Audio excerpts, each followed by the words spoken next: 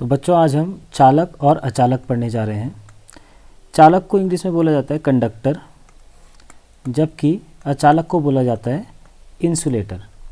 ठीक है, इसके लिए एक शब्द और यूज़ होता है जिसे हम परावैद्युत बोलते हैं, परावैद्युत पदार्थ। इसके बारे में देखेंगे।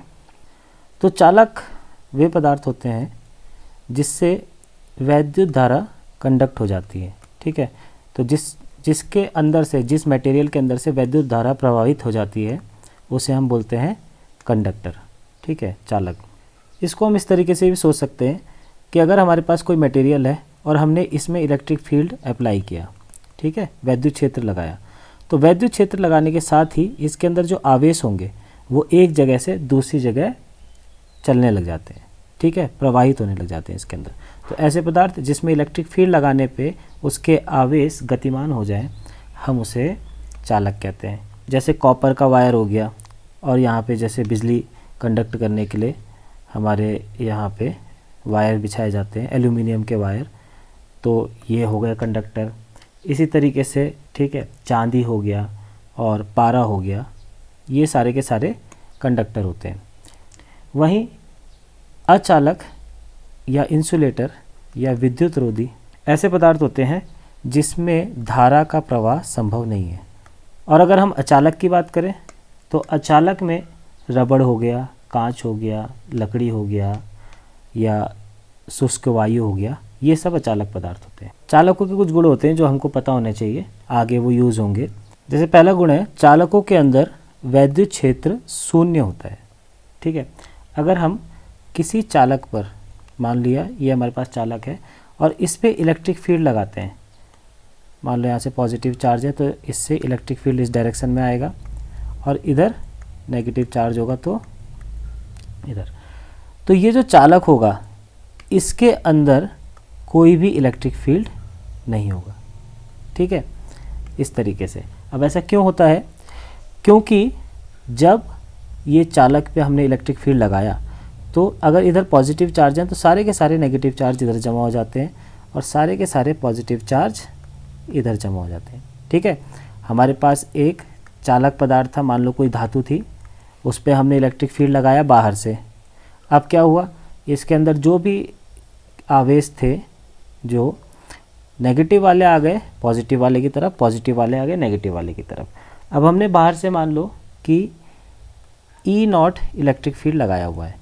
ठीक, तो अंदर इसमें जो आवेश बन गए थे उसके कारण अंदर भी एक इलेक्ट्रिक फील्ड जनरेट हो जाएगा, जिसको हम बोल देते हैं EP। ठीक है, तो जो ये EP होगा ये E0 के बिल्कुल अपोजिट डायरेक्शन में होगा और इक्वल होगा। ठीक है, तो ये क्या करेगा, इसका विरोध करेगा, अपोजिशन करेगा, और इसका असर, जो बाहर से एक्सटर्नल फील्ड है उसका असर इसके अंदर, धातु के अंदर जीरो कर देगा। ठीक है, तो धातु के अंदर इलेक्ट्रिक फील्ड कितना हो जाएगा, धातु के अंदर हो जाएगा इलेक्ट्रिक फील्ड, बाहर से हमने लगा रखा था ये, अंदर उत्पन्न हो गया ये वाला, तो टोटल हो गया जीरो। तो net electric field inside conductor is zero. दूसरा है, चालक के अंदर नेट आवेश शून्य होता है। इसका मीनिंग क्या है कि अगर हम चालक के अंदर कोई वॉल्यूम देखें या कोई जगह देखें, ठीक है, तो अगर हम इसके बीच में कोई आयतन देख रहे हैं, माना ये चालक था और इसके बीच में हमने कोई भी अपनी मर्जी से आयतन देखा। ठीक है, अब हम इसमें देखें कि इसमें नेट आवेश कितना है, तो नेट आवेश इसके अंदर जीरो होगा। ठीक है, नेट की बात कर रहे हैं, वैसे तो कुछ होगा, पॉजिटिव होगा तो नेगेटिव भी होगा। ठीक है, तो इस तरीके से एक दूसरे से कैंसिल हो रहे होंगे, पर कोई एक्सेस नहीं होगा। ठीक है, ज़्यादा में कुछ नहीं होगा, जो भी होगा एक दूसरे से कैंसिल हो रहा होगा। अब इसको प्रूफ कैसे कर सकते हैं, माना इसके यहाँ पे बाहर इलेक्ट्रिक फील्ड था।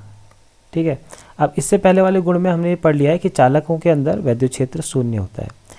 तो जो ये वाली जगह है, ठीक, इसमें पूरी जगह में वैद्युत क्षेत्र जीरो है। ठीक है, वैद्युत क्षेत्र जीरो है। वैद्युत क्षेत्र जीरो का मतलब है कि नेट फ्लक्स जीरो है। अब जब नेट फ्लक्स जीरो है तो गॉस के नियम में हमने क्या पढ़ा था कि जो टोटल फ्लक्स होता है वो Q अपॉन एप्सिलॉन नॉट के बराबर होता है। अगर नेट फ्लक्स 0 हो जाएगा तो Q भी 0 हो जाएगा, ठीक है, इसलिए यहाँ पे Q इज इक्वल्स टू 0 होगा। तीसरा होता है वैद्युत क्षेत्र की तीव्रता चालक की सतह के लंबवत होती है। अगर हम कहीं पे इलेक्ट्रिक फील्ड का कंपोनेंट, इलेक्ट्रिक फील्ड की डायरेक्शन देखते हैं, अगर ये चालक है और इस पे हम इलेक्ट्रिक फील्ड की डायरेक्शन देखें तो वो हमेशा सतह पर लंबवत ही होगा, ठीक है, सतह पर देखें अगर हम, और वो उसकी डायरेक्शन कोई भी हो सकती है, ठीक है, या तो इनवर्ड हो सकती है या आउटवर्ड हो सकती है, बाहर को हो सकती है या अंदर को हो सकती है, पर रहेगी हमेशा 90 डिग्री पर, ठीक, ये कंडीशन हमको ध्यान रखनी है। विभव पूरे चालक में समान होता है। जैसे हमने एक वायर ले लिया, ठीक है, अब यहाँ पे हमने बोल दिया कि यहाँ पे 10 वोल्ट है, तो पूरे चालक में हर जगह जहाँ पे भी देखोगे 10 वोल्ट ही होगा, ठीक है। तो इसका यूज़ हमको आगे बहुत ज़्यादा पड़ता है जब भी हम परिपथ बनाते हैं। तो अगर सिंपल तार है तो जितना वोल्टेज यहाँ है उतना वोल्टेज दूसरी साइड भी होगा। हाँ, अगर बीच में कोई एलिमेंट लग गया सर्किट का, जैसे संधारित्र लग गया या फिर कोई प्रतिरोध लग गया, तो ये पोटेंशियल को चेंज कर देगा। पर अगर कोई प्लेन चालक है, मतलब सिर्फ चालक है, कोई भी सर्किट का एलिमेंट नहीं है, तो उसमें पूरे के पूरे चालक में विभव समान रहेगा। और एक चीज़ हम पढ़ चुके हैं, जैसे कि एक चीज़ हम पढ़ चुके हैं जो वो हमने चादर वाला, एक समान आवेशित चादर वाले केस में पढ़ा था कि electric field intensity sigma upon epsilon not है, सिग्मा अपॉन एप्सिलॉन नॉट है।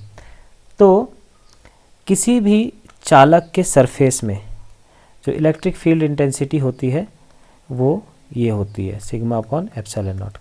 सतह की बात हो रही है, सतह पर, ठीक है। और जो हमने वहाँ पढ़ा था समतल आवेशित चादर वाले में, उसमें दो केस थे, एक थिन सीट थी और एक थिक सीट थी, ठीक है। तो जो थिन सीट थी उसमें सिग्मा अपॉन 2 एप्सिलॉन नॉट आता था, और जो थिन सीट थी उसमें सिग्मा अपॉन एप्सिलॉन नॉट आता था। चालकों में मुक्त तथा बद्ध आवेश। मुक्त का मतलब है फ्री इलेक्ट्रॉन्स, और बद्ध होते हैं बाउंड इलेक्ट्रॉन या बाउंडेड। तो यहाँ पे बात हो रही है, हम चालकों को देखेंगे केवल। माना हमारे पास कोई भी पदार्थ है, अब उसके अंदर क्या होंगे, एटम्स होंगे। अब एटम क्या होता है, एटम के सेंटर में तो होता है नाभिक जो होता है धनावेशित, और उसके आसपास कक्षाओं में इलेक्ट्रॉन चक्कर लगाते हैं। तो बीच वाला हिस्सा तो इसका क्या हो गया, ये वाला हिस्सा तो इसका पॉजिटिव चार्ज हो जाएगा, बीच वाला, जबकि इसके जो बाहरी कक्षाएं होती हैं उसमें इलेक्ट्रॉन चक्कर लगाते हैं, ठीक है। जैसे यहाँ पे हो गया, यहाँ पे हो गया, फिर यहाँ पे इलेक्ट्रॉन चक्कर लगाते हैं। इसी तरीके से ये सारी कक्षाएं होती हैं जिसमें इलेक्ट्रॉन चक्कर लगाते हैं, ठीक है। अब सेंटर वाले में क्या होता है, सेंटर वाले में जो नाभिक है, नाभिक में प्रोटॉन और न्यूट्रॉन दोनों होते हैं। प्रोटॉन में जितना चार्ज होता है उतना ही सारे जितने इसमें इलेक्ट्रॉन है, ठीक, उसमें चार्ज होता है। यानी जब एटम कंप्लीट है तो प्रोटॉन का जो चार्ज होता है, प्रोटॉन की संख्या इलेक्ट्रॉन की संख्या के बराबर होती है, ठीक है। तो अब जब एटम है तो जब ये दोनों इक्वल होंगे तो परमाणु उदासीन होता है। किसी भी एटम में प्रोटॉन की संख्या इलेक्ट्रॉन की संख्या के बराबर होती है तो परमाणु उदासीन होता है। क्यों? प्रोटॉन में होता है पॉजिटिव चार्ज, इलेक्ट्रॉन में होता है नेगेटिव चार्ज। एक प्रोटॉन का चार्ज एक इलेक्ट्रॉन के चार्ज के बराबर होता है, बस प्रोटॉन का पॉजिटिव और इलेक्ट्रॉन का नेगेटिव। तो एटम अपनी सामान्य अवस्था में उदासीन है। पर अगर ये एटम की जो बाहरी कक्षाएं हैं उससे इलेक्ट्रॉन चले जाएं तो ये इलेक्ट्रॉन बाहर आ जाएगा और एटम में एक पॉजिटिव चार्ज आ जाएगा। जब क्या होगा, इलेक्ट्रॉन चला जाता है तो एटम में पॉजिटिव चार्ज आ जाता है, और जब एटम कहीं बाहर से इलेक्ट्रॉन ले लेता है तो वो नेगेटिव चार्ज हो जाता है। तो होता ये है कि जो इसकी पास की कक्षाएं हैं, पास की कक्षाएं जैसे ये वाली कक्षा है, ये वाली कक्षा है, ये इसकी पास की कक्षा है, तो इससे जो ये होते हैं इलेक्ट्रॉन, जो इलेक्ट्रॉन है वो इस नाभिक से स्ट्रांगली जुड़े होते हैं, ठीक है, क्योंकि दोनों चार्ज है, पॉजिटिव चार्ज करेगा नेगेटिव चार्ज को अट्रैक्ट, ठीक है। तो कूलाम के फोर्स से ये बंधे हुए हैं। पर अगर हम इसमें थोड़ी सी हीट दे दें, अगर इसको ऊष्मा मिल जाए एटम को, तो इसकी बाहरी कक्षा में जो इलेक्ट्रॉन है, जो कि इस धनावेश से काफ़ी दूर है, नाभिक से बाहर वाली कक्षा वाले इलेक्ट्रॉन काफ़ी दूर हैं, तो ये अपनी कक्षा को छोड़ के चले जाते हैं और बाहर चले जाते हैं। तो जो इलेक्ट्रॉन सबसे आखिरी वाली कक्षा में होता है, इस वाली कक्षा को हम संयोजी कक्षा बोलते हैं, ठीक है, जिससे इलेक्ट्रॉन बाहर चले जाते हैं। जबकि जो अंदर वाले इलेक्ट्रॉन है, जो अंदर की कक्षा में इलेक्ट्रॉन होता है, वो एटम को छोड़ के नहीं जा सकता, तो वो ये बंधे रहते हैं। अब माना हमारे पास कोई भी एक धातु है और इसके अंदर ये एटम्स हैं। अब अगर इस धातु को थोड़ी सी ऊष्मा मिलती है, ठीक है, थोड़ी सी क्या मिली, ऊष्मा, तो इस एटम के जो बाहरी संयोजी कक्षा के इलेक्ट्रॉन होते हैं वो छोड़ के एटम को छोड़ के बाहर निकल जाते हैं, ठीक है, और रैंडमली यहाँ पे घूमते रहते हैं, ठीक है, धातु के अंदर। तो धातु के अंदर ही रहेंगे, ठीक है, ये जो इलेक्ट्रॉन अब घूमेंगे ये धातु के अंदर रहेंगे, इससे बाहर नहीं जाएंगे। तो ऐसे इलेक्ट्रॉन जो अपने एटम को छोड़ चुके हैं पर धातु के अंदर घूम रहे हैं, इस बाउंड्री से बाहर नहीं जाएंगे, उसे हम फ्री इलेक्ट्रॉन कहते हैं, फ्री इलेक्ट्रॉन या मुक्त आवेश। तो अगर हम इलेक्ट्रॉन की बात कर रहे हैं जो मुक्त रूप से घूम रहा है, तो वो मुक्त इलेक्ट्रॉन है। जो आवेश बंधे हुए हैं, ठीक है, एक जगह फिक्स है, वो जो इधर से उधर नहीं जा रहे हैं, वो बद्ध आवेश कहलाते हैं। जैसे हमारे पास ये पॉजिटिव चार्ज हैं सारे के सारे, ये रुके हुए हैं एक जगह, ये कहीं घूम नहीं रहे, ठीक है। इसी प्रकार से जो कक्षा के अंदर वाले, जो एटम के अंदरूनी कक्षाओं वाले इलेक्ट्रॉन हैं, वो भी बाहर नहीं जा रहे हैं, ठीक है, वो भी एटम के साथ जुड़े हुए हैं, तो उनको भी बद्ध आवेश कहेंगे।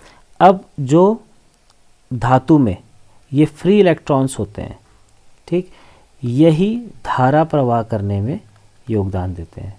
तो इलेक्ट्रिसिटी जो कंडक्ट हो रही है वो फ्री इलेक्ट्रॉन्स के कारण हो रही है मेटल्स में। किस में हो रही है? मेटल्स में।